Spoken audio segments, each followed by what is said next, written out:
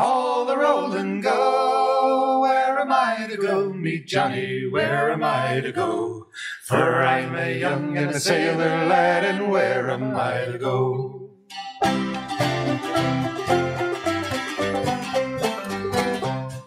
Hello, and welcome to Where Am I to Go podcast.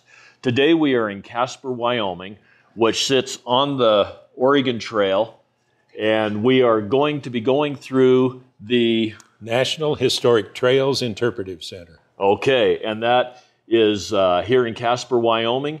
It's on the Oregon Trail, and we are here with Reed Miller. He's going to take us through. I was told that he is the man that is all-knowing and wise with everything Oregon Trail, especially in this area.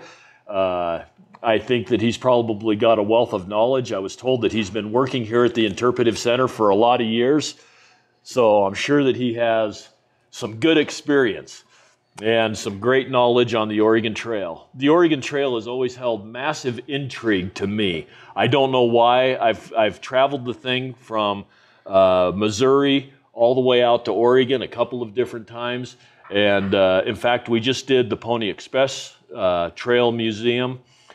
Just came out here a little while ago, and that was one of the trails that came through here. But Reed's going to take us through, tell us about the trails, tell us about the people, tell us about the easy times that they had. Yeah, right. Yeah. Before we start, I just want to introduce my coworker, Jason Vulchin. Jason has been here as long as I have, 21 years now. Oh, geez. And Jason conducts what we call trail treks during the summer months when the weather's good. He leads caravans of visitors out along the Oregon Trail and points out highlights like different landmarks that are mentioned in immigrant diaries, campsites, sites where battles took place, or grave sites. And it's a very popular service that Jason has specialized in over the years. And what's the cost on that, Jason? There are no costs for that. Oh, really? They are just free and open to the public, that anybody that wants to attend can come up and attend. We had one last Saturday, and we had 20 visitors on that. And actually had about 4 or 5 kids with us, so you never know who's going to come on those. And how long does this trek last? It depends where we're going on those treks. For this last one, we were out near Martin's Cove. Okay. And went about 50 miles west towards past Split Rock, Wyoming, and some other landmarks along the trail. So for that one, we got back around 4 o'clock in the afternoon. We'll be doing another one next Saturday just to Independence Rock. And I imagine we'll be back by 3 or 4 o'clock in the afternoon that day. Wow! So you guys travel out? Cause I mean, you're 50 miles away from Split Rock, aren't you? 60 miles? Yeah, we're probably about a good 70, 80 miles actually from Split Rock. At least 70. Yeah. We've gone all the way to South Pass, Wyoming, all the way into western Nebraska. Wow! And do you take double day trips or just single day? Or? They're all just single day. So some of these trips you're going to have.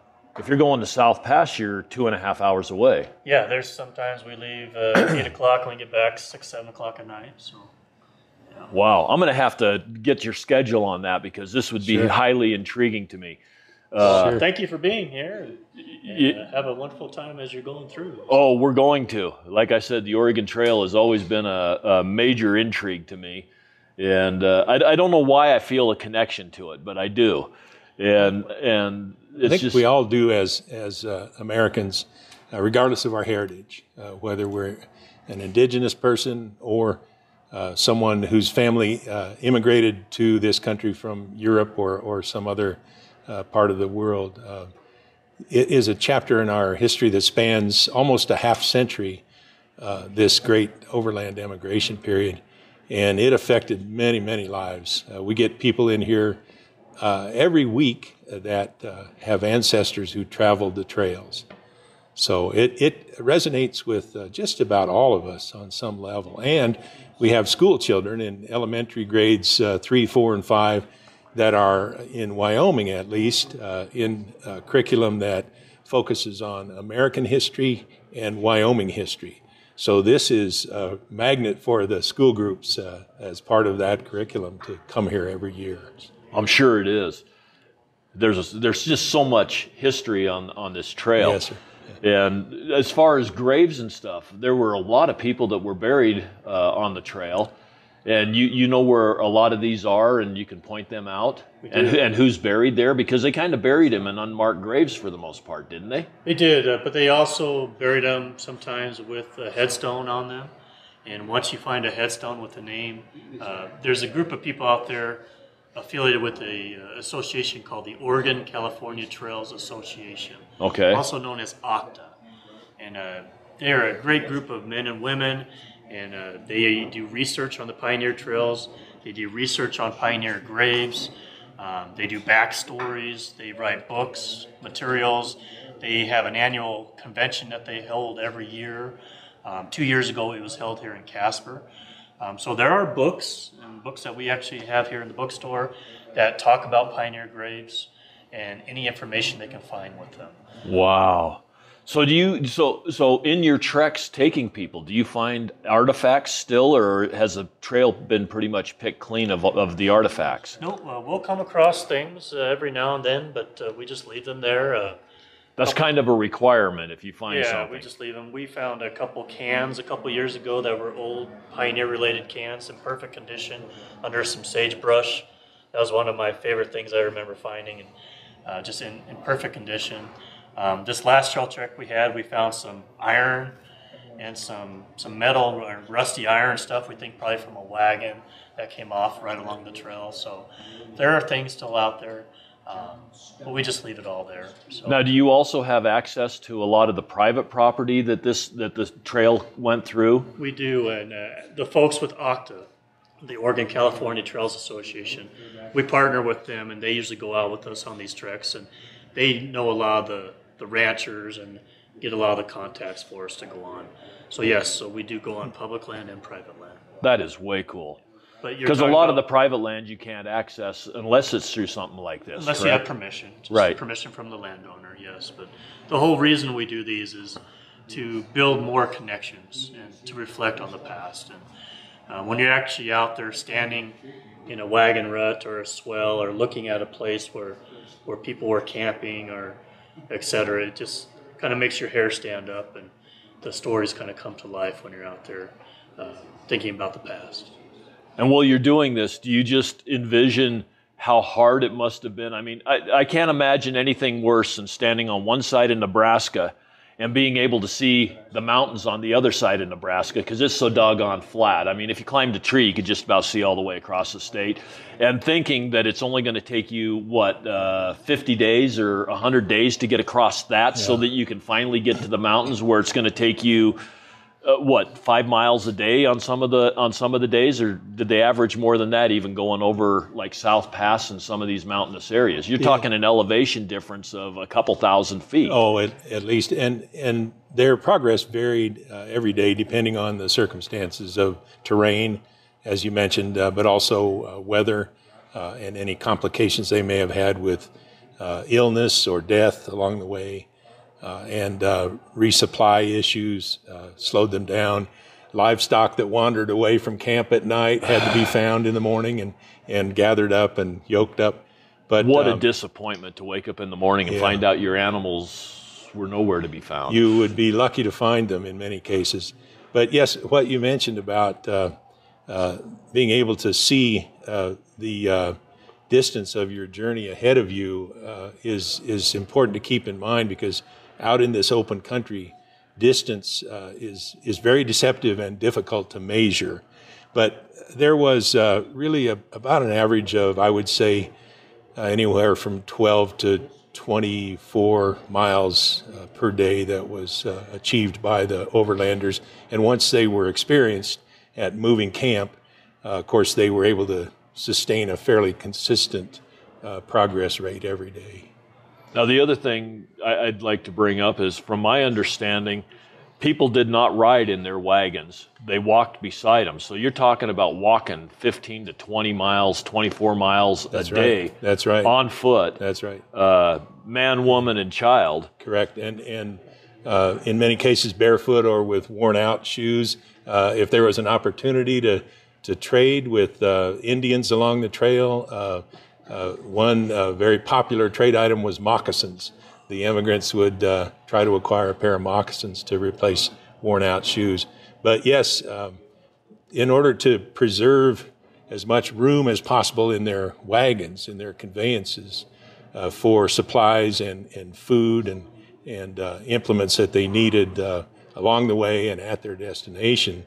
Typically, everyone walked unless they were very old or an infant or very young, or if they were ill, they would oftentimes ride in a wagon. But yes, it helped preserve the draft animals' stamina as well, right, to not have the extra weight of passengers in the wagon. Wow. Yeah. And I guess as you're walking, it also gives you an opportunity to look for buffalo dung so you can cook your food that night, because the trees are a little bit scarce through a lot of this country. Sure. Very true, yes. But it would be like a lot of other human experiences, even in the present day, where we get into a routine of doing something every day. And occasionally, not often, but occasionally, children would wander off and play down by a nearby stream or just over the hill where you couldn't see them. And the family or the whole party might not realize that they were gone until they made camp that night. Oh, and then geez. They had to backtrack and find the children, sometimes successfully and other times not. So it required vigilance along the way every day. And how is it that a child can walk 20 miles and still feel like wanting to play? I would think the next morning they'd be screaming at Mom, I'm not getting out of bed, I'm not going any further. I'm sure that happened as well. It was difficult. Imagine this, and this is about a 4 to 6 month journey too. So every day doing that same routine for 4 to 6 months roughly. So. Yeah. And what the total length of the trail was? Approximately 2,000 miles if you're going to Oregon or California roughly. And then the Pony Express Trail is a similar but also unique story. That trail measures 1,966 miles from St. Joseph, Missouri to Sacramento, California. And that distance was transited day and night by the riders in about 10 days. That's amazing. Very fast. Now, Linda and I, when we were coming this direction, I was saying, I think that if I had the choice, and being a single person, and had the choice of going on the trail, I think I would have just bought a really good horse and made it in 20 days versus trying to take the 6-month trip.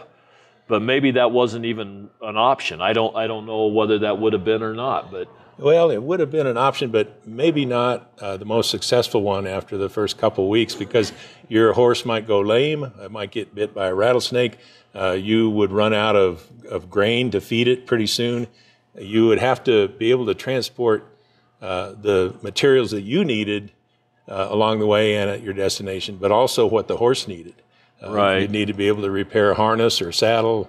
So horseback riding by an individual, other than a Pony Express rider, well, I was going to say, probably wasn't a very common practice. But their horses were traded out every 10 miles. Indeed, they were, yeah. And then they had a fresh horse, and they had the fastest and best horses available. So. Yes. But it still seems like a pack train would have been a little bit more of a, maybe 2 or 3 horses and a couple of pack animals or something. That could result in a much better chance of success. If you had a couple of mules with packs, and that was probably more characteristic of the gold rush period from about 1849 to about 1859 than it would be to see a rider by him or herself on a horse, But it's just amazing to even try to comprehend. Yeah. Remarkable zeal, really. There was a patriotic zeal involved in this enterprise for a lot of people. Now, I never even thought about a patriotic. I just thought it was searching for a better life and the dream of Oregon. But, the further west you go, the harsher it gets. And so it seems like when you started out, you'd have this vision of lush green valleys in California or the Willamette Valley in Oregon or those types of places. You've got this vision, but as you're coming across here, you've got to be thinking, what the hell have I done? I think reality set in pretty quick for these folks. Yeah. There's a great map from 1816 that reflects fairly accurate geography of the United States, our portion of the North American continent. But the interesting thing to me is that everything west of the Mississippi River is shaded green on that map, as if it would be verdant paradise just waiting for farmers. And that was a result of the Louisiana Purchase and Jefferson's vision. But reality really started to take root in people's awareness not long after that map was published, in fact, in 1816, as early military expeditions and trappers and traders brought back more and more information about the landscape in what we call the Trans-Mississippi West. Well, I guess another point, too, is the Lewis and Clark expedition was what, 1806? 1802 to 6. Okay. Yes. Yeah. And their trek was further north, so you would have been going through North Dakota along the Missouri River through northern Montana, and that area is a lot different terrain than what this is. So the reports that were sent back would have maybe had more trees and more. I mean, they still were in the mountains a lot. Oh yes, but it's a totally different. They were moving on foot and with some draft animals, and so their journey didn't rely heavily on wheeled vehicles once they left the Missouri River, the upper Missouri.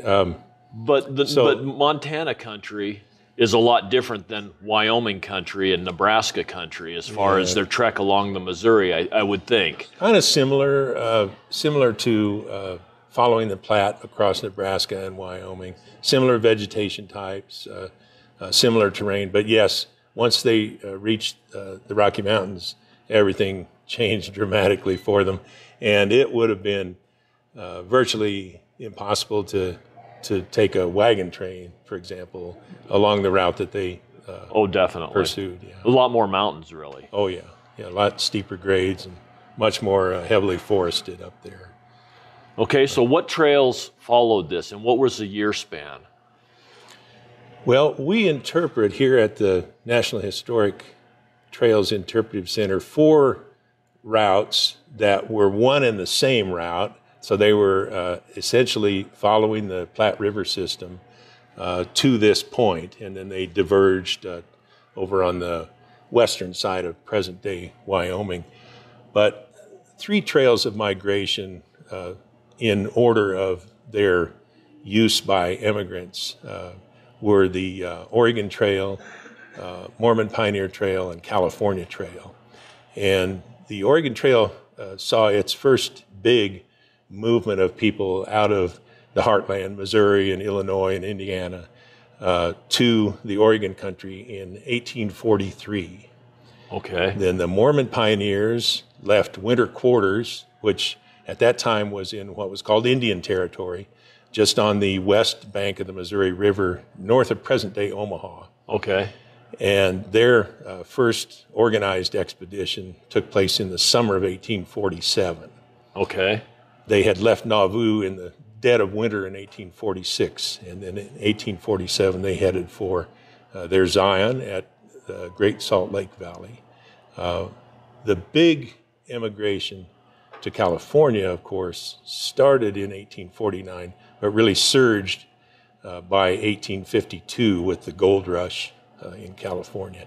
But that immigration was a movement that really overshadowed the other 2 by a fair bit for about 10 years. Okay. So consequently, California became a state in 1850.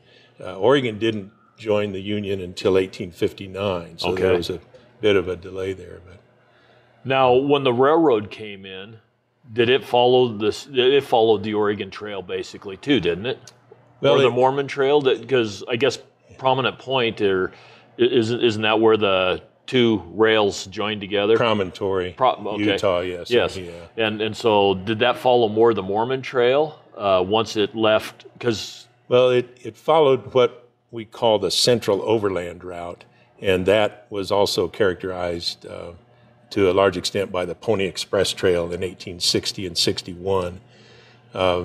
The Pacific Railway Act of 1862 relied heavily on military expeditions that were sent out for just that purpose, to try to define the most efficient route to the Pacific coast. And it did essentially follow the Oregon and California and Mormon pioneer trails all the way across present-day Wyoming into the Great Salt Lake Valley, yes. Yeah. Okay. Yeah. But that wasn't completed until, actually it was completed in Wyoming Territory in November of 1868, about 5 months after Wyoming was designated as a territory by Congress. Okay. And actually the construction of the Transcontinental Railroad moved Wyoming's designation as a territory forward pretty much overnight.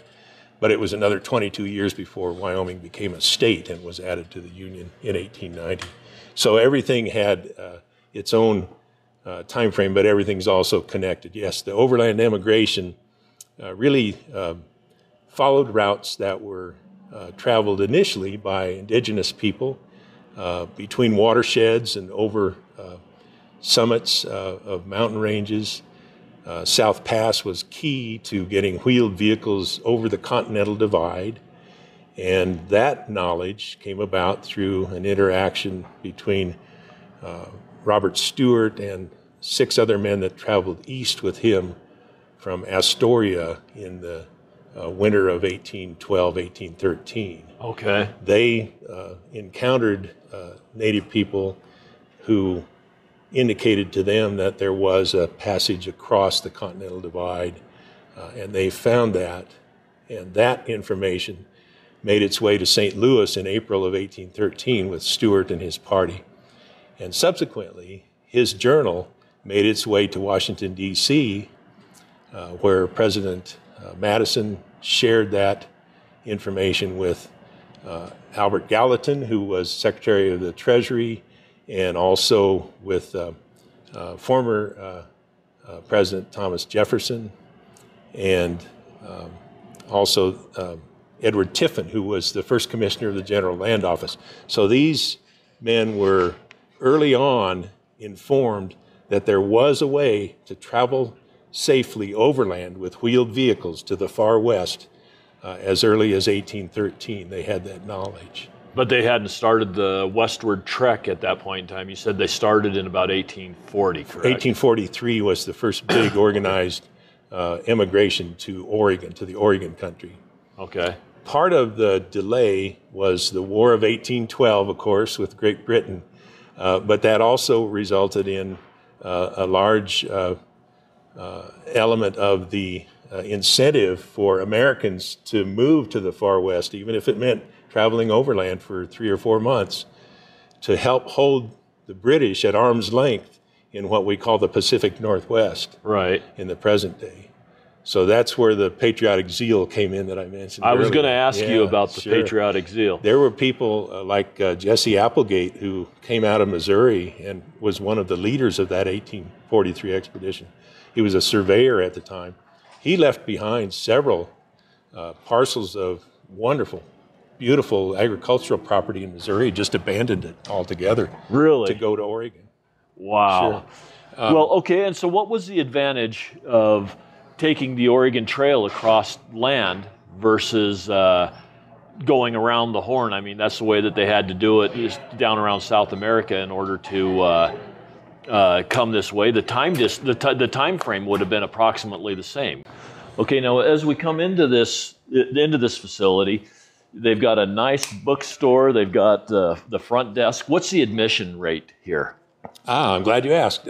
We used to charge an entrance fee, but about 6 years ago, we conducted a study and determined that the cost of collecting and administering the fee in terms of staff time just exceeded the amount of revenue that we were taking in. So our business plan, which we update every couple of years, reflects that fact, and we suspended the entrance fee about 6 years ago when we conducted that study. So to answer your question in a simple term, there is no entrance fee here. Wow. So folks can come in free of charge, and that applies to everyone, no matter what day of the week it is or And you guys are open Where are you 7 from? days a week? We are, yes, sir, year round. Yep. Including Memorial Day, which Including today's Memorial Day. Christmas and Thanksgiving, Yes, of course not, right? Today's Memorial Day, special day. Okay, and as we come in here, we come up to a rock wall that has a bunch of names carved in it. Is this supposed to represent Register Cliffs? Well, indeed it is. There are actually 3 major locations where the inscriptions that you see on this inscription wall, this stone wall made of native Wyoming sandstone, there are 3 locations where these names were photographed by Bureau of Land Management archaeologists years ago, and then those photographs were printed at actual size, and we had a stone carver from here in Casper, from Casper Monument Company, hand carve each of these replications of authentic historic inscriptions along the trail. Wow. So these are replicas. They're not originals, but they're absolutely indiscernible from the originals. And they are actually photographed at 3 locations: Register Cliff down near Guernsey on the Oregon Trail, and Independence Rock, which is a whole different type of geology. That's granite rock. And then Names Hill, clear over on the far western extent of the state. Where's that? Clear over past Parting of the Ways. So that'd be down by Fort Bridger? No, it'd be north of there. I can show you on the map, yeah. Okay. Yeah. I have never been to that one. I've been to Names Hill. Register Cliffs, which is really interesting. Yeah. There's also some massive wagon ruts that go up through there that's in the same park. Indeed, there are. And that's in southeastern Wyoming. Close to where Fort Laramie Yes, just a little ways from Fort Laramie, or what we call the Guernsey ruts. Right. Yes, sir, yeah. And then Independence Rock is just a really nice rock formation. We came by it, windy as all get out yesterday. Yes, I wanted to take Linda up and show her some of the carvings there, but their goal was to be there by the 4th of July. From my understanding, which is why it's called Independence Rock. That's typically, that's one notion of why it's called that. Typically that was seen as a goal among the immigrants who had knowledge of what to expect. And after the first few years of the overland immigration, there was a fair bit of communication back to the east from the folks that had made it out to the far west about what to expect, what provisions they should plan to bring with them, what they should leave back at home and not bother to bring with them, and so forth.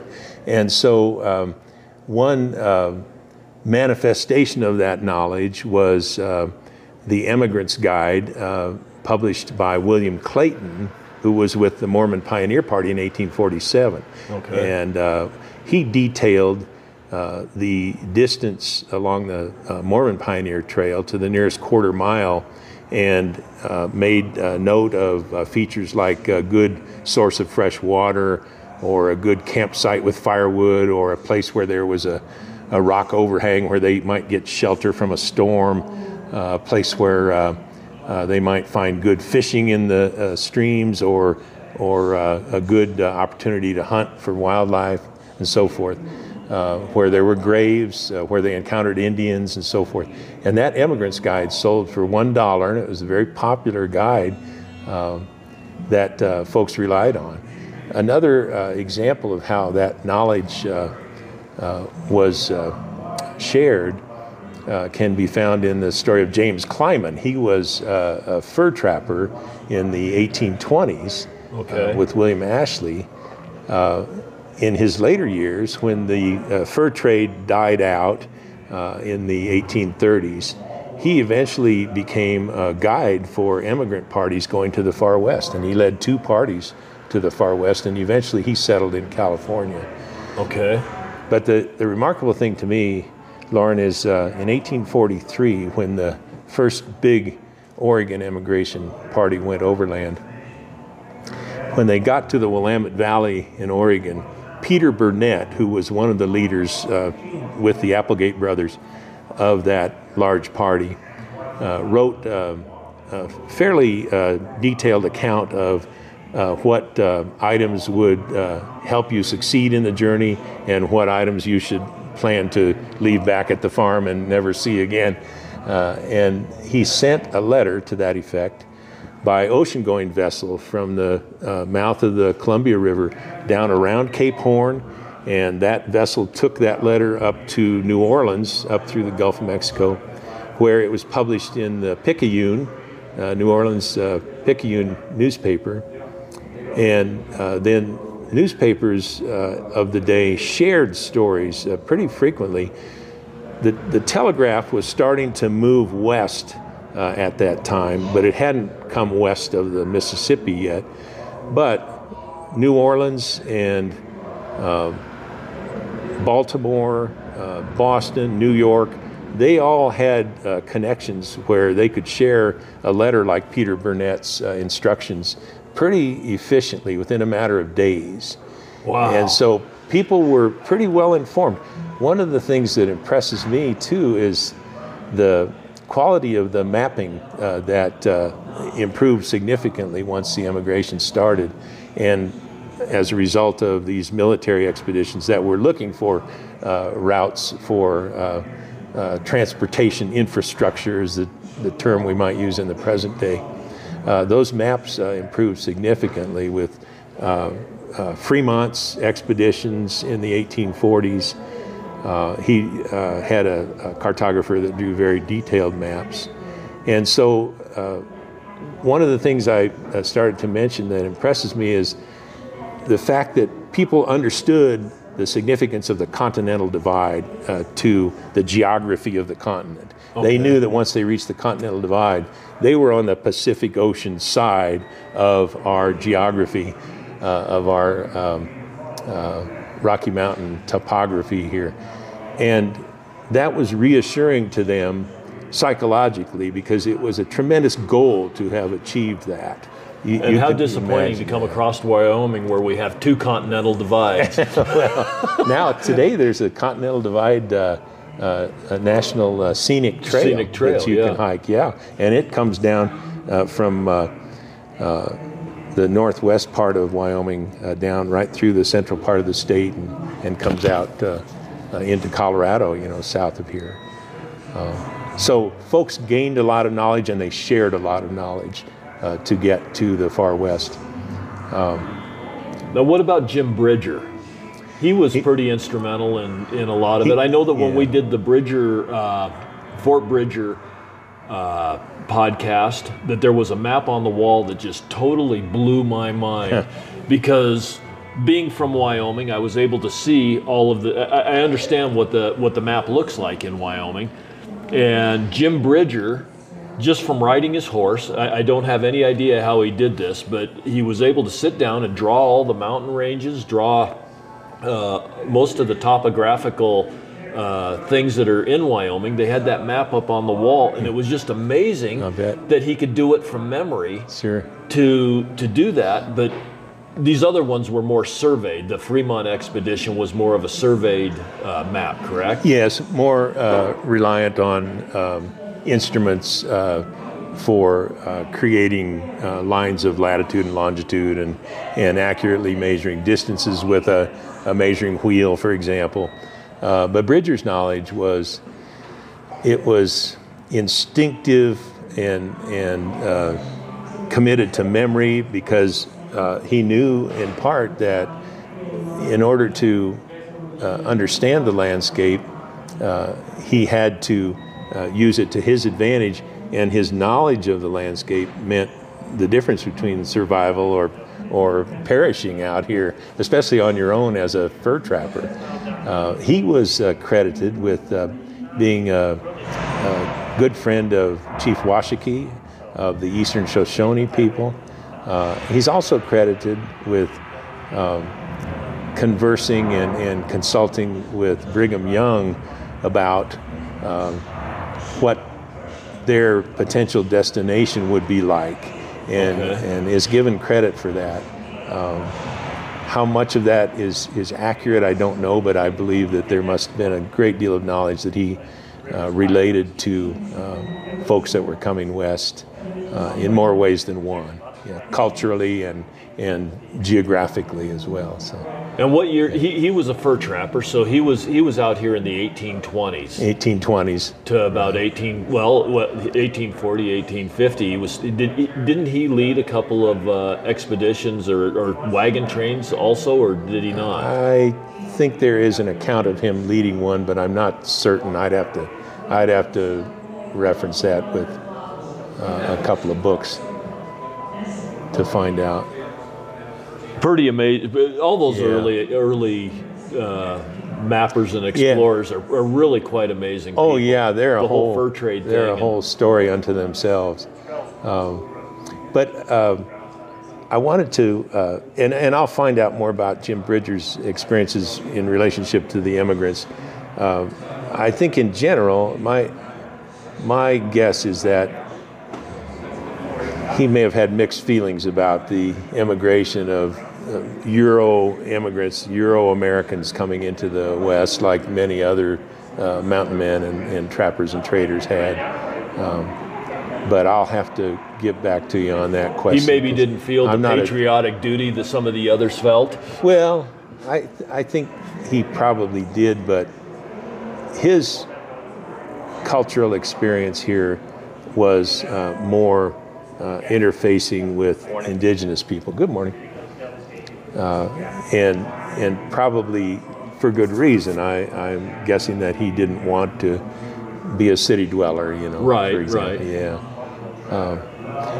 And he also had a pretty good relation, and as well as a lot of the other trappers with the natives that were already here. Certainly, you would have to. Yeah, and if you didn't have a good relation, you didn't have hair. Well, it depended on the circumstances and on any given day, but he cultivated a good relationship with the Eastern Shoshone, especially. There are some tribes that I'm sure he would avoid, and those lessons were learned the hard way by other trappers and traders as well. But let me just revisit something that you started to mention, Loren. When folks first come into this facility, they're actually coming at the building from the parking lot, and they have to walk a ways to get to the main entrance. But once they reach the main entrance plaza, visitors can see the North Platte River Valley right below us here. And they also see the community of Casper, which wasn't really established until 1889. So Casper didn't come along until the very end of the overland immigration. It was a fort before that, though, wasn't it? Well, there were several iterations or versions of military presence here and temporary encampments. And eventually, Platte Bridge Station was the name of the military encampment that we know today as Fort Casper. And that became the site of trading post. There was a ranch and a blacksmith shop there.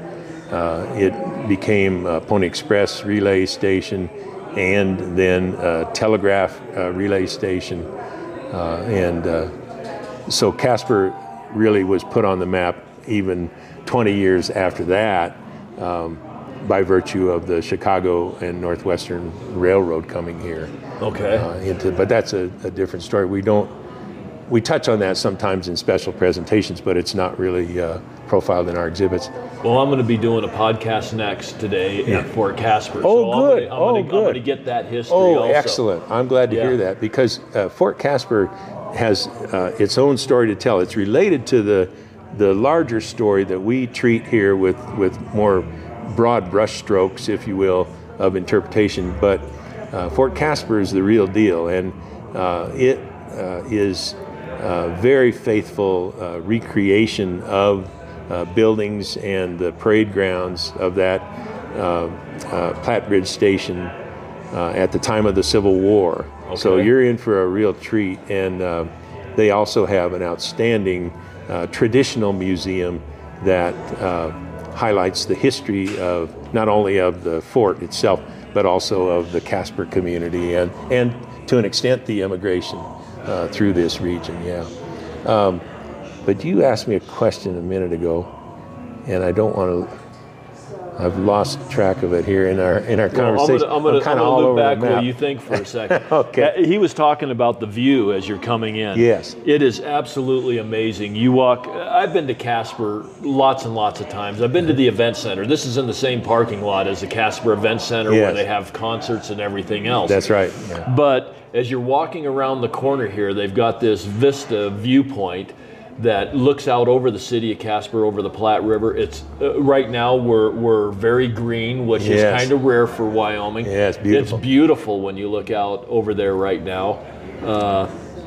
And they have little plaques with statements on them as you're walking in, so you can read some of the different quotes from diaries that were written. They're carved again in stone. Yes. And have little glimpses of what you're going to hear about when you get in here. And then once you come in, I was pre-warned that they've got an introductory video. You guys may hear a little bit of background noise. It's because of the video. You said it was 17 minutes long. Yes, sir. Yeah, it's running right now. And it outlines what's going on. I didn't figure that the listeners needed to hear that. If they want to hear it, they need to come here and hear it. Yeah, if we can move out. Let's see if we can go around the corner here. If there's anyone in here. Yeah. We can sit in here for a few minutes. Okay, they've got another video in here, the Battle of the Red Buttes.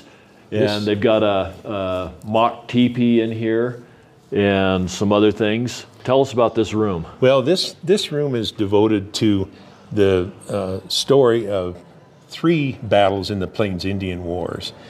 And the core event, the tragic event that precipitated the other 2 battles was what we call the Sand Creek Massacre, and that occurred in late November of 1864 down in Colorado Territory, east central Colorado Territory, where there were Southern Cheyenne and Arapaho families, mostly elderly people and children, who were camped on Sand Creek at the instruction of the United States Army, and they felt that they were safe there.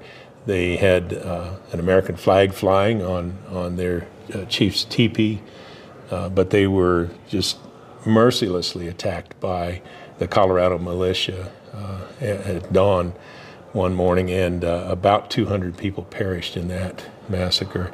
It's amazing how much emphasis we put on Custer, but yet we don't consider some of these other ones in the same light. I mean, how many people have really heard of Sand Creek, but yet everybody's heard of the Little Bighorn?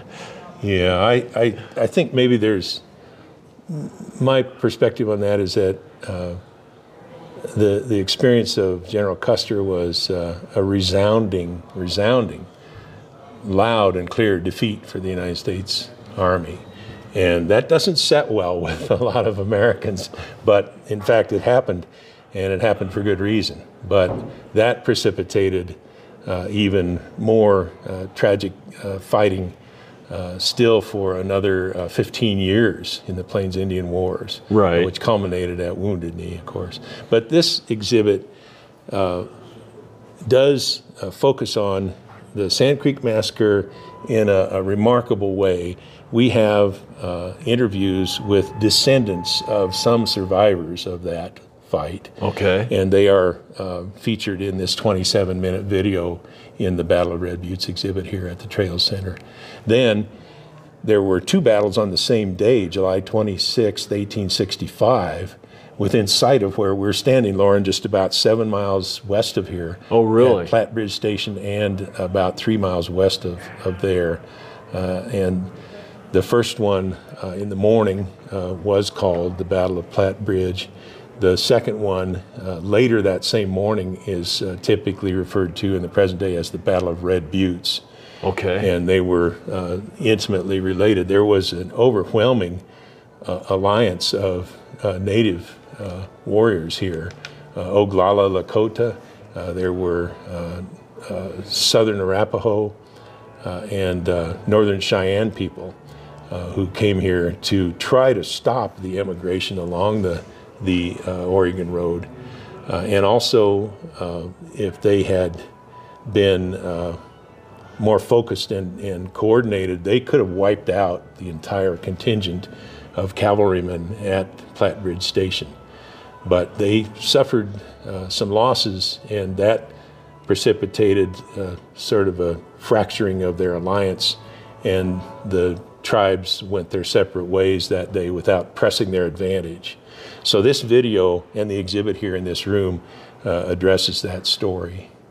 And it's a fascinating, tragic story, but it's important for people to hear it. And there were a lot of interesting battles at that point in time. I mean, several that the Americans didn't just lose, or the intruders, I don't know what we want to call them, didn't just lose at Little Bighorn. They also lost at the Fetterman Massacre. They lost at the Wagon Box fight. Yes.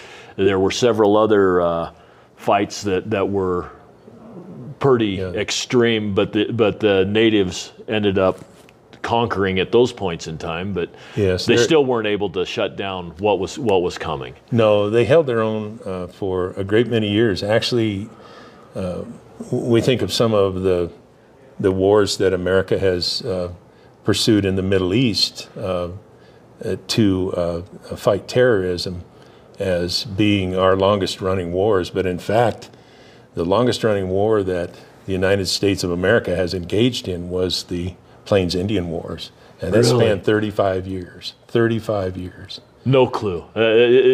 Why aren't we taught some of this stuff in history? Well, partly because everything's connected, and I think we have a tendency to just look at a single event at a time. You know, it's just in our nature, perhaps. We follow what our interests are. But in this facility, this wonderful interpretive center, we try to cover all that ground so that folks can appreciate it in about a 2.5-hour visit here. So we're really spanning about a 50-year period of time here. And folks oftentimes will come here late in the day, and if they're staying overnight, they'll come back the next morning and spend a couple of hours here to get the rest of the story. So, yeah, the admission's free the second day, indeed, too. It is. Dang, you can come here every day of the week. Well, indeed. But you asked me, I remembered, Loren, what the question was. You asked me if there was an advantage of traveling overland as compared to going around the Horn by sailing vessel. Both options had their advantages and disadvantages. The journey from, let's say, New Orleans across the Gulf and down around the Atlantic coast to the tip of Cape Horn at the end of South America, and then up the Pacific coast was, under the best of circumstances, about a 2-month journey. Okay. But storms and other complications could lengthen that. It was also expensive. What a lot of folks who came overland to the West did not have was a great deal of disposable cash. Right. Many of them, a large percentage of them, were farmers, and they lived from year to year with their crops. And that's part of the reason why they struck out for the Oregon country, because there was a series of crop failures for several years, and also bank failures that were associated with banks not being able to collect on loans that they had made to farmers. That's just one of several different conditions that resulted in these overland migrations. But so part of the answer to your question is that traveling overland was something that the typical immigrant who had nothing to lose when their farm in Ohio failed, it was something they could afford to do. They knew how to take care of themselves. They were self-sufficient. What they couldn't carry with them, they could find along the way or do without.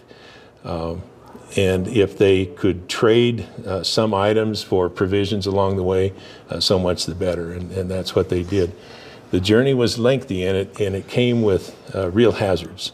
This was all new terrain for them, new vegetation, new weather conditions. They encountered Plains Indians that were half the time or more hostile to their presence. So it was not without significant risk. Disease, particularly dysentery, and accidents, broken bones from falls, or unfortunately, the all too common accident involving children where they would fall off a wagon and be run over by the wagon wheels. It's just remarkable to me how often that's mentioned in the journals and the diaries. Those things were ever present every day along the trail. So each of those options had its advantages and its disadvantages. What was a disadvantage if you made it to the Pacific coast by sailing vessel is that you then had to have some means to purchase a plow and to purchase shovels and picks and the implements that you needed and a saw to create a farmstead and produce crops there. But the overlanders could take much of what they needed with them. And how did they supply? You say that they were able to trade and pick up supplies along the way. I know that, excuse me, that there was Fort Laramie and other forts along the way, Fort Bridger, whatever. But how did those places supply themselves? They had to be supplied by wagon train also. They were indeed, and they had to be selective about what sort of items they stocked. So they didn't have a tremendous amount of variety, but they would keep staples like flour, coffee, sugar in some cases, tea, beans, of course, in some cases rice. But oftentimes there would be immigrant parties that had a milk cow that went lame, so they would leave the milk cow, say, at Fort Laramie. Okay. And in exchange for that cow, they might get 2 sacks of flour, for example, something like that. So it was, and oftentimes it was a case where actual cash was not changing hands. It was just simply trading. Trading, yeah. But still, you had to have a supply wagon. Were there companies that were set up that were just supply companies that would take like a wagon train to Fort Bridger, let's say? Certainly there were. And one example of that is not directly on the trail, but the one that comes to mind is up in Montana, where there were steamboats that went up the Missouri River as far as Fort Benton, and they would take supplies there. And there were 1 or 2 major companies that did all of that trading. And from there, from Fort Benton, their trading potential expanded greatly into the mining regions of northern and western Montana. So, and the same occurred here on a smaller scale. But the immigrant business was a good thriving business for about 3 or 4 months out of the year along the Oregon Trail. So yes, there were companies that, and they might just be a partnership of 2 men, for example. Right. But they procured supplies, I will say, from Omaha or St. Joseph, and it would be brought here by wagon train that resupplied their trading post. And then they would trade from there, sure. And then turn around and go back and make another trip. Yeah. It always amazes me how well traveled some of these people were. I mean, like Kit Carson and Jim Bridger. Those guys were from New Mexico all the way up into northern Montana, out to Oregon. Joe Meek, you know, Oregon. He's popular here in Wyoming. He's popular in Oregon. They were all over the place. There are some real charismatic characters from the fur trading days that really their reputation merged with that of some of the early Army expeditions, in the case of Kit Carson, for example, but then also the immigrant parties like James Clyman, as we mentioned earlier. Okay, we've just now walked back across the lobby, and we're looking at a replica, I'm assuming, or is this an original? Oh, this is an original wagon from, we think, about 1889 approximately.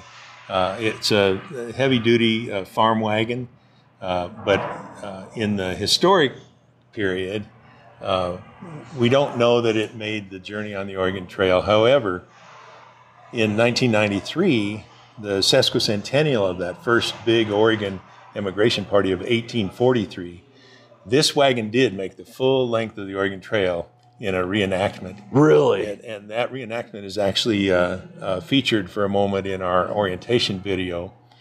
The wagon master was Ben Kern, the late Ben Kern, he donated this wagon to our foundation partner, our nonprofit foundation here, as an exhibit piece. And it was his wish that people be able to climb up in that wagon and sit down and ponder what it would have been like to journey the trail. And so this wagon actually did the whole trail the whole 2,000 miles. Yeah, actually more than once. The first time was 1993, the sesquicentennial. Wow. Now, he did a subsequent reenactment, and he's been the full length of the Bozeman Trail as well. Okay. With this wagon, which went from the vicinity of Douglas up into the gold fields of Montana. Okay. So Ben took this wagon on that. And this is interesting because it shows you all of the parts. It's got the spokes on the wheel, the hub on the wheel, and it's got a little tag with the names: the wagon bed, the bow. Yes. There's a saddle sitting next to it. It is a covered wagon, and there's steps going up into it so that I guess children and adults can get the experience of just how big these things really weren't. Yeah. And I mean, if you're thinking about taking all your provisions, what did they needed massive amounts of flour and sugar and primarily food and bedding is what they took, and cooking utensils, in the wagons. And what was the weight of the items that they took? Probably 700-800 pounds? Oh, no, quite a bit more than that. It varied considerably, but part of the answer to that question is the immigrants utilized whatever conveyance they had at their disposal, whatever they could afford. And a great many of the wagons probably had less capacity than this one. Okay. This is probably a little bit above average in terms of capacity. But you're probably looking at close to 3 tons overall weight with the wagon loaded. 6,000 to 7,000 pounds. Wow. Yep. So there wasn't any room for anybody to really ride. No, well, very little, yeah. But this is a nice representation, and you can get an idea of what the wagons look like and how they were decked out. Yeah. Now, Jason just reminded me that Jim Bridger did lead an immigrant party to the Montana Territory in 1864. Okay. So this is still during the Civil War, and that's also part of the story of the demographics along the trail. Is the Civil War displaced a lot of people, and also cost a lot of lives. Over 600,000 men died in the Civil War. So the nation had a tremendous long road to recovery after that kind of loss of its workforce. And there was a time after the Civil War when Congress actually passed legislation to encourage immigration from Europe especially. That was the Homestead Act? Or was that after the Homestead Act? Well, this would have been after the enactment of the Homestead Act, which was May of 1862, and the Civil War had actually just gotten started the year before. But no, the encouragement of immigration came after the Civil War in a real formal, focused way by Congress. And that would have mostly been by rail, correct? Or was it still a lot by wagon? Oh, by ocean-going vessel from Europe, and then by rail to places like St. Louis, or by riverboat down the Ohio River, right, and Mississippi River. But then, no, from there west, you were still on foot until the railroad was completed, which wasn't until 1869. Okay, so but the Civil War ended when? 1865? Yes. Okay, so there was a 4-year gap there between the end of the Civil War and the railroad making the whole transcontinental completion of the transcontinental railroad. Yes. So, now, were you able to take the rail halfway before it was completed? I'm just kind of curious if you were able to get on a train and get from Omaha to let's say Wyoming border at that point in time, or to Cheyenne. To Cheyenne. Cheyenne was established in November of 1867. Okay. And it was just about a year after that, November of 1868 when the rails were completed across Wyoming territory. But I believe there would have been some opportunity to utilize the railroad, but I don't think it was commonly used until it was completed. Okay. If you think about it, following, maybe you could go to Cheyenne, but much beyond that, you were not likely to have a good go of it, because you would end up following the construction of the railroad, which would have been pretty congested, and you wouldn't have had any guarantee of being able to resupply your party overland along that route. So the old route along the Platte River and then the North Platte River over South Pass to up the Sweetwater to South Pass, and then over South Pass to the Great Salt Lake Basin and beyond would have still been in use until almost the turn of the century. Okay. Yeah, almost. But, and again, it came down to what folks could afford, what they had at their disposal for support structure, and a lot of folks just set out on their own because that's the way they could manage it. They couldn't manage a big outlay of cash to travel by some sort of mass transit, right? And then have to refurnish or resupply themselves once they got to a destination. They just didn't have the financial means to do that. But once the railroad was completed, it's like every other system of transportation. The more it's improved, the more frequently it's used by people, and the safer it becomes and so forth, the more efficient. And part of that story is it wasn't just the Transcontinental Railroad. There were branch lines and there were competing railroad companies that sought to take advantage of federal land grants by Congress, which were meant to promote the construction of branch lines and parallel lines across the Trans-Mississippi West. So yes, once rails started getting built, there was no turning back from that system, and that really dominated public transit for basically the better part of the 20th century. Okay, now here's going to be kind of an odd question, I think, but I visited the Trails End Museum several years ago in Oregon City, Oregon. Yes, and they brought up a fact that really kind of blew my mind. And they said that after the Homestead Act was created, if you wanted to file for a homestead in the state of Wyoming, that you had to go to Oregon City in order to be able to file that homestead, because we didn't have any homestead or agents or whatever in, let's say, the Wyoming, Idaho, maybe even Nebraska territories, to where they said, and I never really understood that. What kept people, that's question number one, but the other question is, what kept people from abandoning the Oregon Trail and settling places that would have been nice homestead areas in Wyoming, Nebraska, and some of that before it was settled to the point that it was? I know that the stock growers had their free range and kind of controlled a lot of things, but still you had to have had people that said, Casper, Wyoming really isn't that bad of an area. I think I'm going to go ahead and homestead here on the Platte River or one of the smaller rivers coming in, Sweetwater, whatever, and just go ahead and stay here, and I'm going to go ahead and deal with these harsh winter weathers. And people are still living here, so they could have done it back then. Well, in fact, they did. There were some folks that opted to do just what you suggest. And the folks at the end of the Trail Museum told you correctly.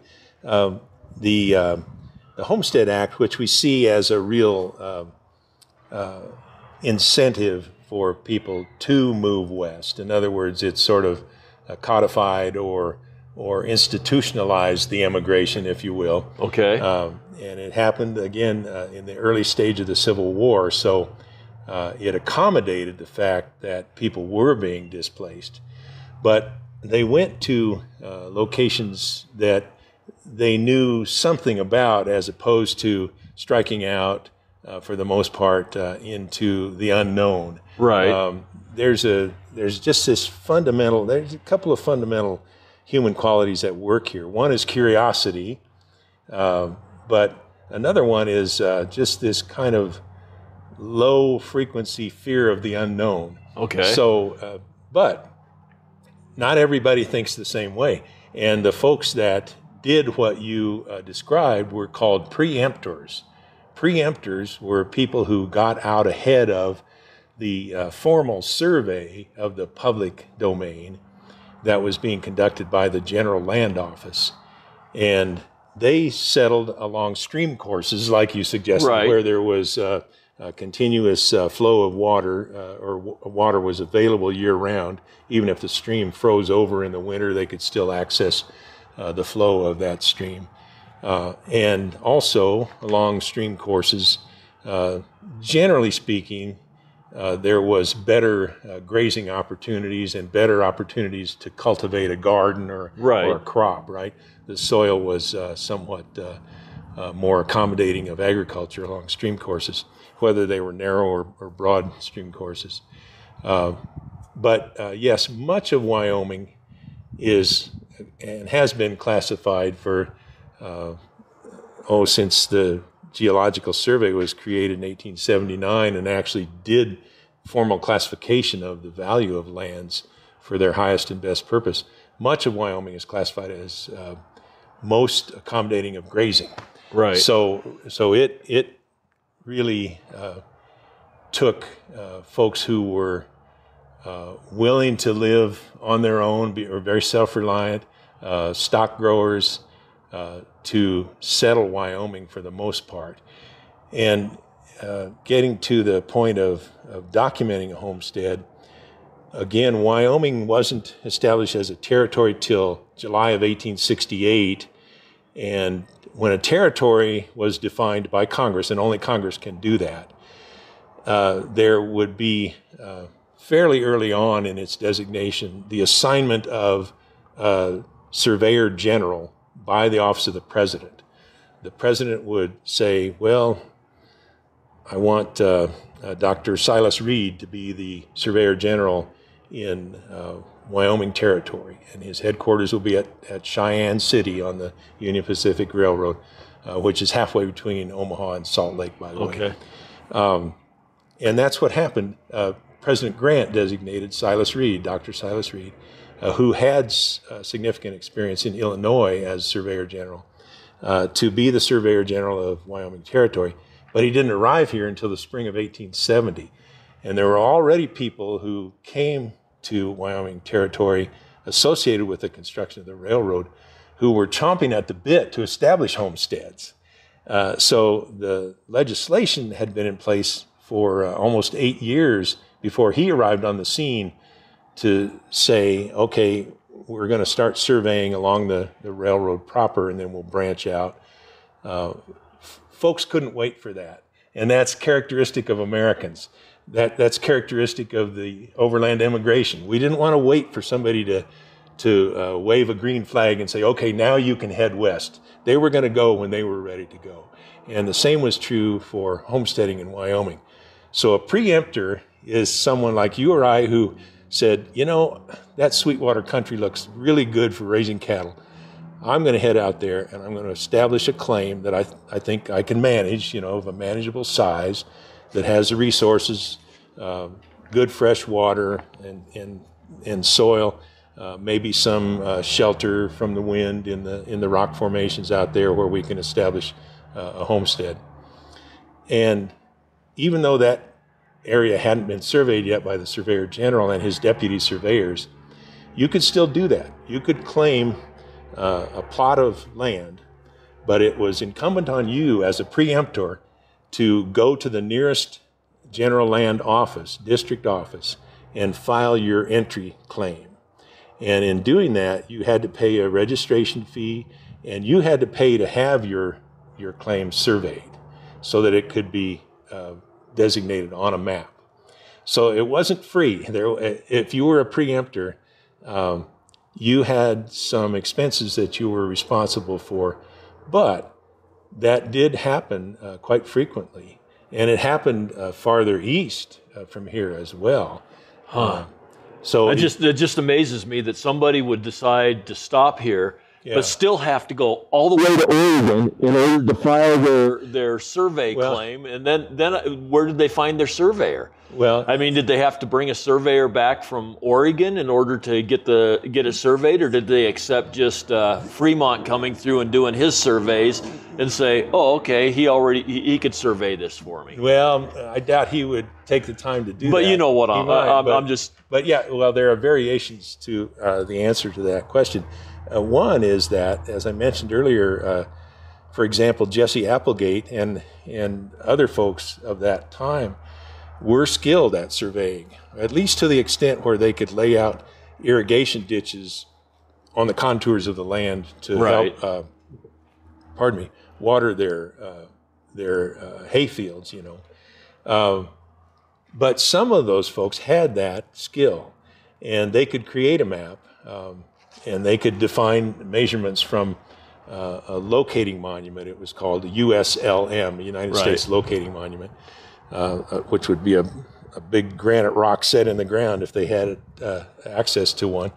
And then from there, they would shoot lines that defined their property boundaries. And then they would take that to the district land office. And if that district land office accepted their survey, then their entry would be filed. Okay. Their claim would be filed. But oftentimes, what happened was that would have been an uncommon scenario.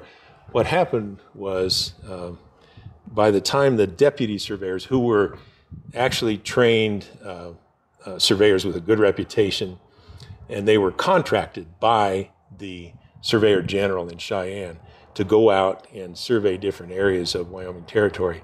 By the time they got to your preempted entry out on the Sweetwater River and surveyed that township, they had to allow for the boundaries of your property.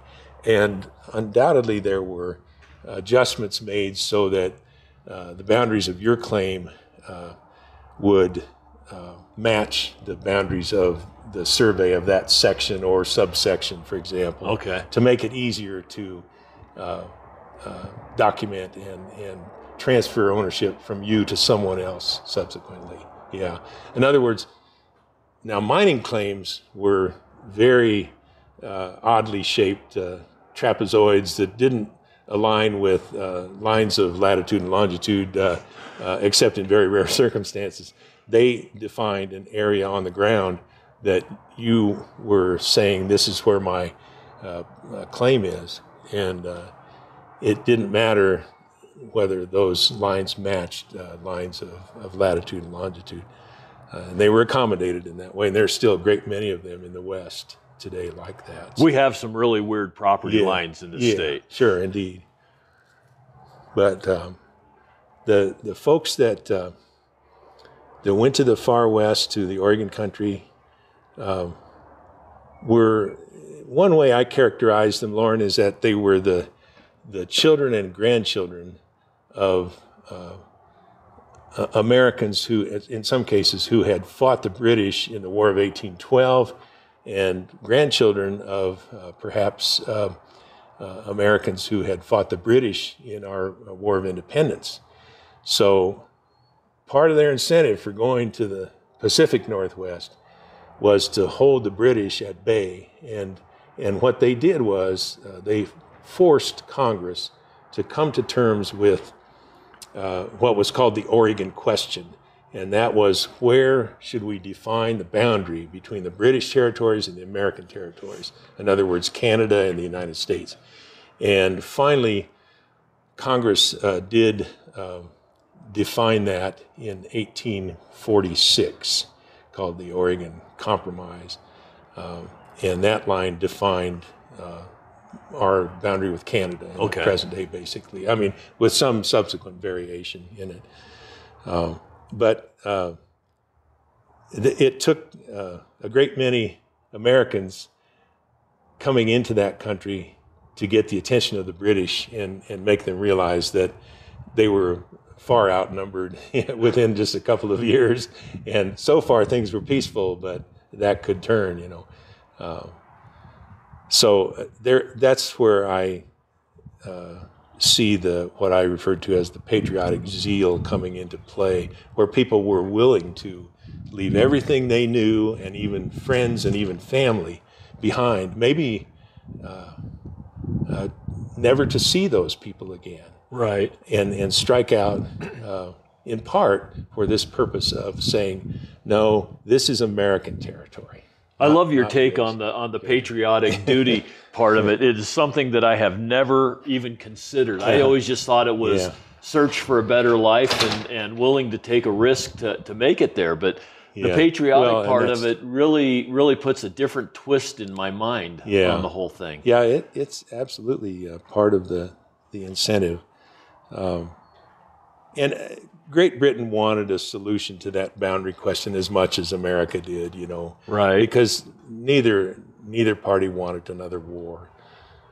So it got resolved. Well, let's go in and look at your main lobby. Okay. Uh-huh. This has been quite interesting. We've had a lot of conversation and we haven't really covered a lot of the museum, but like I was told before I came here, this is more of an interpretive center. Yes, sir. Uh-huh. And well, it'll keep your editor busy putting things in order then. And the displays and some of that are he said there weren't tons of displays, but what you have looks impressive from what I've glanced at. Well, we have galleries that I characterized as chapters in the story of the migrations. But what we also have here at our main information desk, Loren, when folks come in the front door, we always greet them without exception and orient them to the layout of the building so that they can get the most out of their visit. Sometimes folks come in here and they only have a very short time or they have to make a certain destination by the end of the day. So we help them get the most out of a short visit and recommend things that they should do and see while they're here. But right here you'll see at the information desk we also have a great deal of printed material that will help people find their way along the trails if they're following the trails. And then as Jason described, we actually conduct outreach activities to help people better understand landmarks along the trail. I really want to take advantage of that. Oh, you should. That's exciting to me. By all means. We also have Lana Parati, who is a volunteer here. She works for Visit Casper, which is the local tourism organization that promotes Casper and Natrona County attractions. There's a great deal of history all across Wyoming. And right here in Natrona County is a great place to start learning about it. So, but if we step over here, this is our bookstore where we have a variety of publications that can help visitors extend their understanding and expand their knowledge of the story of the overland emigration.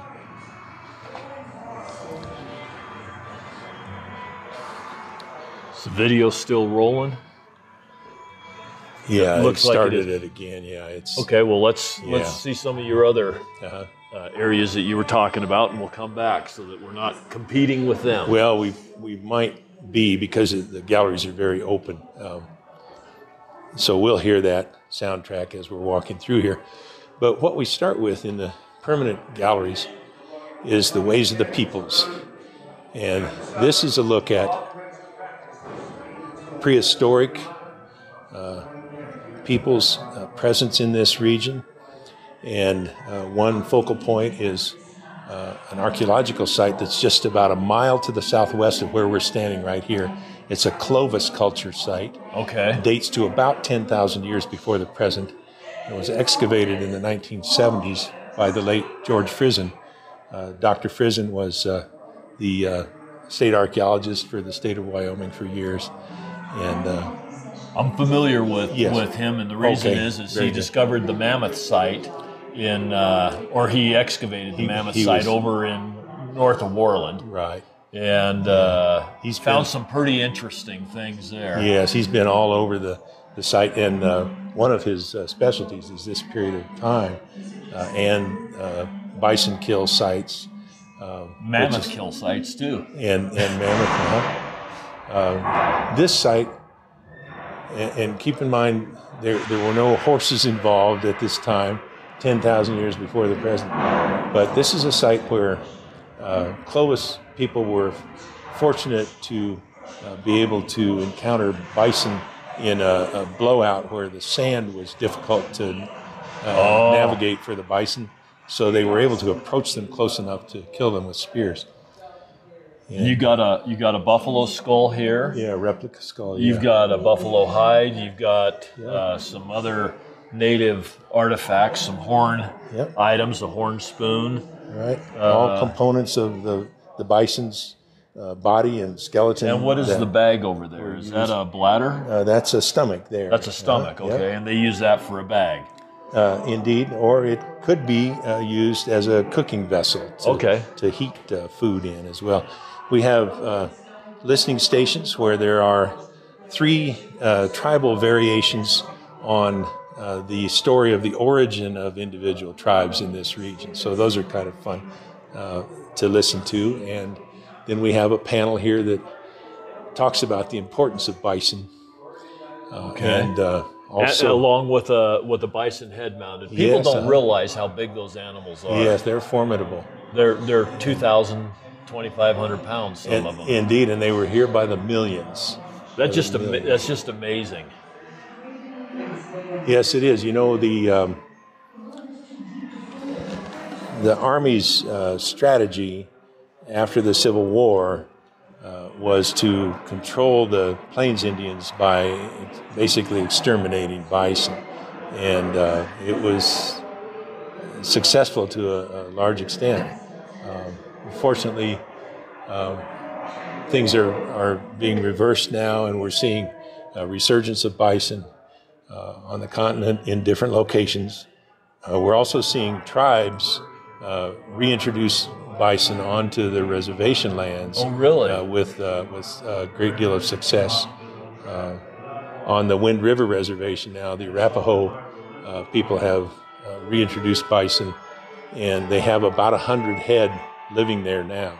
Okay, now we're entering the main lobby area, or the main display area. This is set up with lots of different displays. As you first walk in, you see a Conestoga wagon being pulled by 4 oxen. You see a Pony Express rider. You see some people crying over a grave, it looks like. Just a lot of different things. And this looks like a very interactive situation where you can come in here and actually touch some things and feel things and some of that. That's the way you were set up? It is, yes, indeed. Right from the beginning, the folks that conceived this facility, this interpretive center, many of them have passed away now, 30 years on, over 30 years on from their first, the seed of an idea. But they were members of the organization that Jason described, the Oregon-California Trails Association, and very dedicated to the stories of the overland immigration. They also knew from the National Trail System Act and its subsequent amendments that there could be one visitor center or interpretive center built in each of the states that these trails pass through with federal support. So they identified Casper as a logical location for this facility for a couple of reasons. One is that this is where the immigrants had to depart from the Platte River system altogether, which they had been following to this point, some of them for about 44 days. Okay. So it was a huge transition for the immigrants. It's also roughly centrally located within the state. We're on Interstate 25 here. And we also provide access to the trail as it extends west along the Sweetwater River to South Pass from this point. on excellent state highways here. Well, this just makes perfect sense to have it in Casper because as you go further west, you don't have any big towns. Right. And you go further east, you don't really, Douglas, I guess, but you don't really have much in the way of towns that would be like Casper is. And that's the appeal of Wyoming to many of us. But, it is. The facilities, yes. West of Casper along the trail, even in the present day, the facilities are limited. And you have to remember to fill your gas tank. I was going to say, if you're going to take the Oregon Trail and do the trip, you better fill up in Casper. That's right. And if you've got an EV, you better make sure it's fully charged. And there's a EV charge station. The next one would be what, Lander? Ooh, I'd be reluctant to guess at that. Yeah, I don't think you'll find statistically too many here in Wyoming. Although I know that there are folks that are promoting the idea of having them, but I believe you might be right. I believe Lander would be the next one. And we're 100 along the trail. 140 miles. Yeah, easily. To Lander. Yeah. So, but getting back to the notion of the concept, I would highly recommend this museum as far as the interpretive part, the interactive part, and the people here have been great from when we first walked in. To this very moment, and you even got some people dressed in period clothes that are here talking about things and being tour guides. We do. Our volunteers really enjoy interfacing with the public in that way. The concept for this wonderful interpretive center really has its foundation in members of the Oregon-California Trails Association. And they, in 1986, one of their first resolutions as a nonprofit corporation, which was established to both help protect and mark the trails and to preserve them in perpetuity for future generations. One of their first resolutions as an organization was to lobby the National Park Service to create an interpretive center that could also serve as an administrative office to administer the protection of the National Historic Trails through the West. And this is a sort of variation of that notion.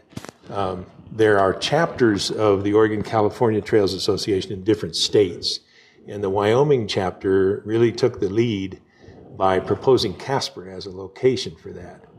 Now, the National Park Service has an office in Salt Lake City and also one in Santa Fe and one in Denver. And those were considered at that time as the location for that type of joint administrative office facility and visitor facility. But I believe that the cost was kind of daunting at the time. And so the folks here in the Wyoming chapter of OCTA, it's called, took the lead, and they approached the Casper City Council. And the city authorized a study to determine if it was feasible to establish a facility like this here. And then that determination was made in a very positive result. And the city council gave its blessing to the idea, and this little task committee that was created by the city council to look at the question then became incorporated as a nonprofit corporation. Okay. And that is our partner in the present day, which actually, jumping ahead a little bit, they actually own the exhibits here in the building. Oh, okay. And their purpose is largely to maintain and upgrade those exhibits. So it's a joint public-private partnership here with the Bureau of Land Management actually being authorized by Congress through the Department of the Interior to construct and operate the building and the visitor center operations and work in concert with the nonprofit foundation partner here. It looks to me like it has been very successful. A lot of times when I go into museums, I'm the only person there. This one, Yeah. I'll bet you've got 50 people in there right now. Yeah. And we've been having to kind of jump around to different Sure. places. You offered at the beginning to turn that video off, but at the same time, there's so many people coming through that you better keep it running. Otherwise, people aren't going to get their experience. Yeah, it is it's an integral part of the experience and a good way to start your journey here through our permanent exhibit galleries is to watch the orientation video. So yeah, we're just busy enough today, being Memorial Day and the real start of what we call peak season. Right. And it's the same in the National Park System at their visitor centers and the parks, where this is sort of the official start of the visitation season. But you're busy today. Yeah, we're busy today for sure. Wow. It's a beautiful day. It's a day when it would be great to be outside here, but we've got folks, probably some of them heading home already from the 3-day weekend, Right. and this is a good stop for them to enjoy before they have to go back to work tomorrow. But what I wanted to mention is something you and I spoke about earlier, Loren, and that is that the committee that began the process of planning for this facility did a couple of studies. They did not only the feasibility study to determine if this was a good location for it, and of course that came back with a resounding yes. And then they did what is called an interpretive charrette, which was a gathering of minds that defined in a document, a fairly clearly written document, what the interpretive themes should be here. Okay. And how they would resonate with people who are interested in this period of history. One way, again, that I frame it is from roughly 1840 to 1890, that 50-year period was about the equivalent lifespan of a really hardworking laborer in those days. Oh, yeah. Okay? So about 50 years.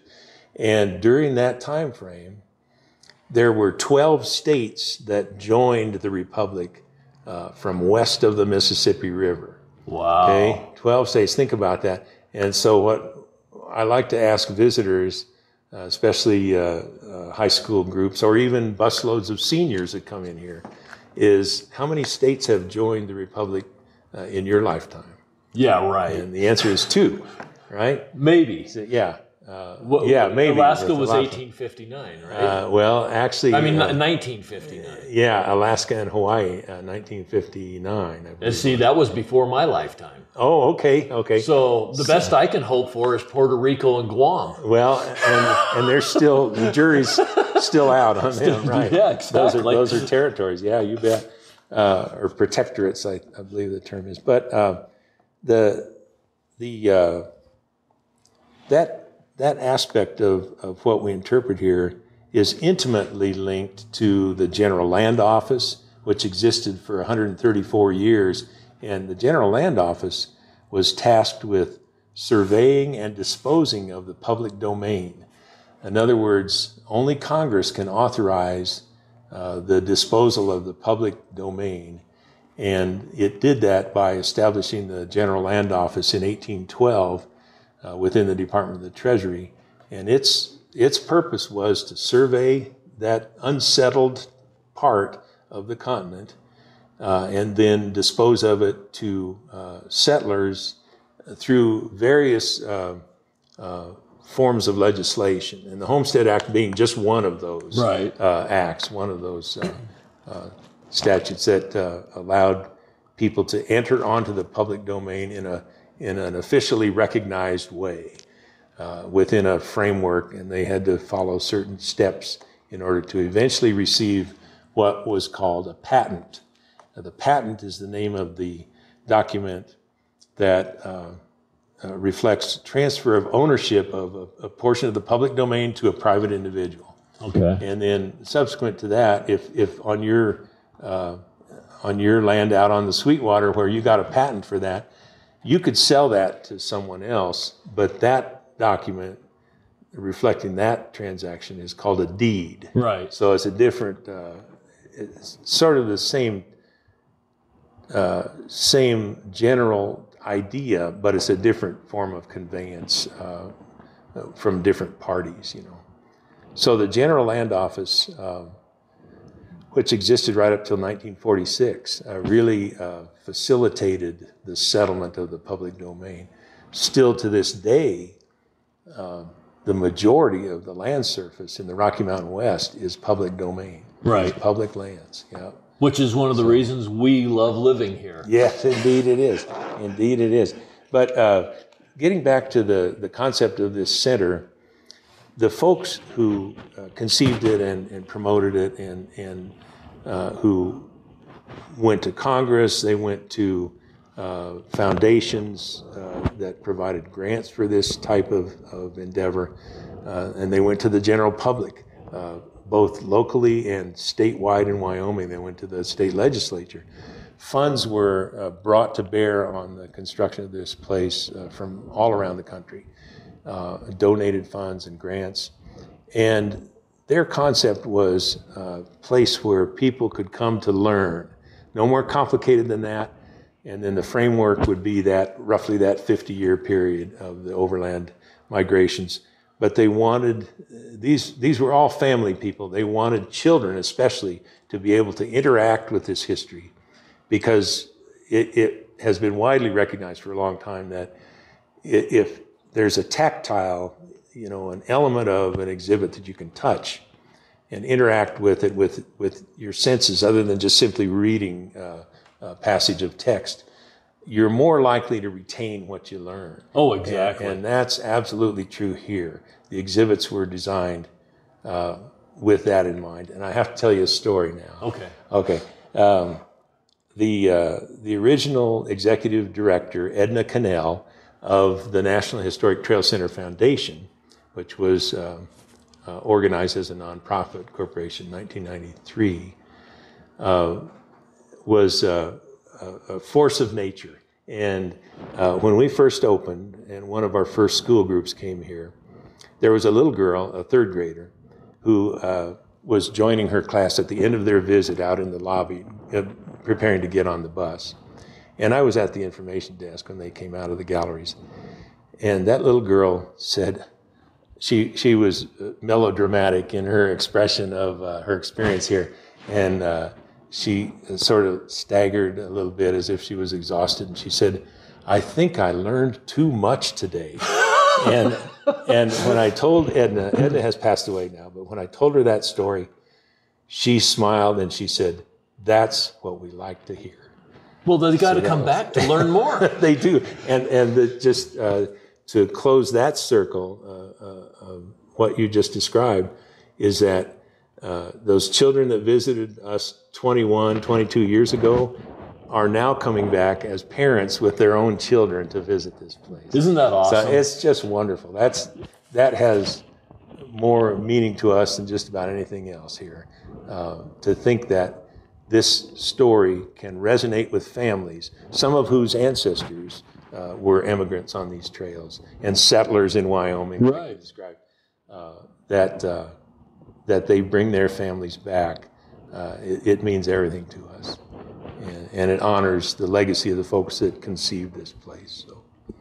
Well, let's go ahead and shut this down. I think I could probably talk to you for the next 5 or 6 hours. I appreciate it, Loren. But your editor's got plenty of work to do now, I'm sure. Well, and this has been an absolutely fascinating conversation. Yeah. We've covered a lot of ground besides just the museum itself or the Interpretive Center.